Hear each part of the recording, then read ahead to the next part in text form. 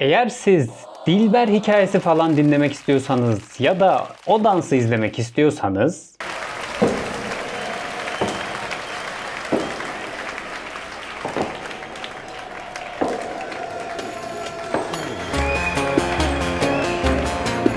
ya da Yılmaz Erdoğan'ın o tok sesinden bir şiir dinlemek istiyorsanız bu videoyu hemen kapatabilirsiniz. Çünkü bugün biz İnci Tanelerini değil, dünyaca ünlü psikolog Dr. Phil Stutts'ın İnci dizisi kavramını konuşacağız.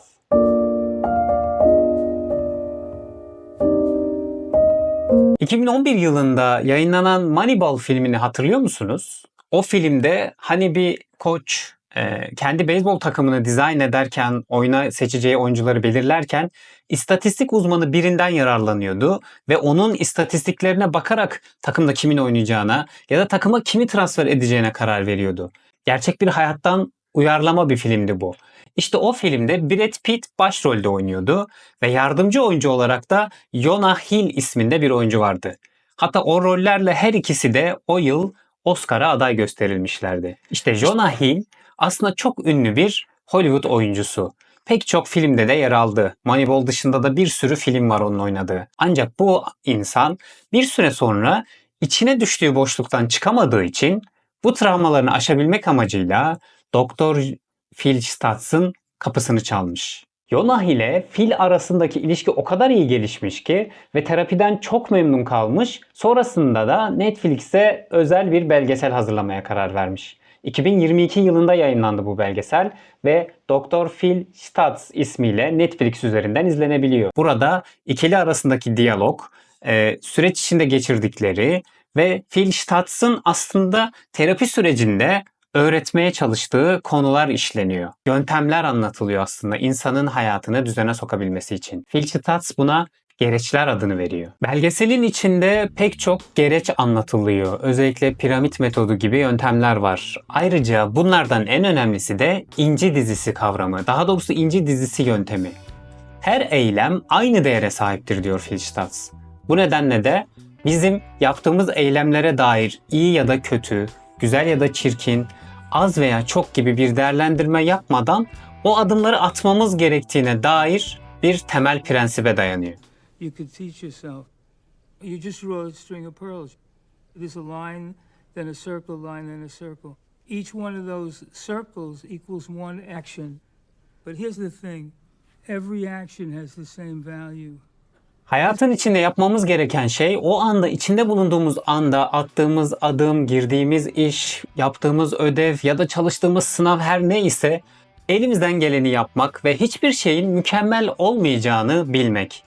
Mükemmelliyetçilerin kanı çekildi şu an hissediyorum ama sakin olalım arkadaşlar. Çünkü hayatta hiçbir şeyin mükemmel olmayacağını tarihçiler, psikologlar, hatta hayatın kendisi bile bize hatırlatıyor her zaman. Çünkü bu düzenin içinde hiçbir şey mükemmel değil zaten. Biz tamamen kusurlarıyla donatılmış bir varlık olarak nasıl mükemmel olan bir şey yaratabiliriz ya da üretebiliriz ki? Öyle değil mi? Hayatın kendisi mükemmel değilken biz neden sürekli mükemmel olmaya çalışalım? Bu nedenle attığımız adımların mükemmel olmayacağını bileceğiz ama elimizden gelenin en iyisini yapacağız. En iyisi zaten bizim en yüksek çabayla yaptığımız şeydir. Bunu bileceğiz ve böyle yolumuza devam edeceğiz. This is a matter of identity. Who am I? I'm not great. I'm not shit. I don't want to look at myself like that. I look at myself just in terms of the habits with which I take action. If there's a failure or a big success, by the way, either way, you're going to keep going. I am the person that puts the next pearl on the string. That's it. Şimdi yataktan kalkıp sabahları yapmamız gereken gün içindeki işleri yapmak aslında bizim bir inci dizisine bir inci daha eklememiz anlamına geliyor. İnci dizisi kavramı buradan geliyor aslında. İlerliyorsun ve bir ipe adeta inci dizer gibi her eyleminde bir inci takıyorsun ipin ucuna. Böylece ilerlemeye devam etmiş oluyorsun. Ancak şunu da unutmuyorsun. O incilerin hepsinde mutlaka bir kusur bulunacak. Kusursuz bir inci yoktur. Bunu bilerek attığın adımlara iyi veya kötü, az veya çok diye bir değerlendirme yapmadan yapman gereken neyse onu yapıyorsun. Sabah uyanıp dişlerini fırçalamak bile bir alışkanlık kazanıyorsan eğer bir inci dizisidir yani. İnci tanesini o diziye takmaktır aslında. Biz her gün bu kolyeyi yaratıyoruz aslında. Yani her gün yaptığımız eylemler ipe bir inci dizmek. Biraz önce söylediğim gibi diş fırçalamak da bir eylem, bir inci. İş bulmak, başka bir şehre taşınmak da bir eylem, bir inci. İkisi arasında hiçbir önem farkı yok. Bunu bilmek çok önemli. Çünkü biz bazen sanki çok büyük eylemler, çok büyük anlamlar yüklüyoruz bazı davranışlara. Bu nedenle de her eylemin aynı değere sahip olduğunu yineliyor belgeselde Phil Stutz. Ve başarı ya da başarısızlık diye bir kavram kargaşasına girmeden yolunuza devam edeceksiniz diyor. Hayat zaten böyle kuruluyor, böyle inşa ediliyor. Ve hiçbir şeyin mükemmel olmayacağını aklınızdan hiçbir zaman çıkarmadan o inci tanelerini, inci dizisini oluşturmaya devam edeceksiniz. Şimdi bu belgeseli izledikten sonra aslında belki de bir süredir yaptığım bir alışkanlığın ne kadar verimli olduğunu gördüm. Günlük işlerimi sıraya koyuyorum, belli bir kağıdın üzerine yazıyorum ve sırayla onları yapıyorum. Zor ya da kolay diye bir değerlendirmede bulunmuyorum.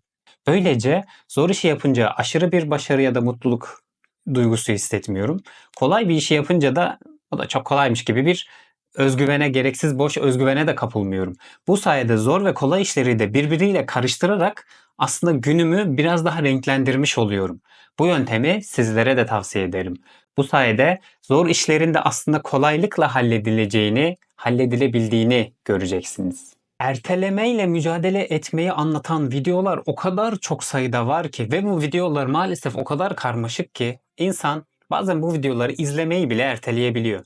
Hatta benim de bu konuda daha önceden yapmış olduğum bir videom var. Onun altına gelen yorumlarda bile sonra izlerim gibi yorumlar vardı.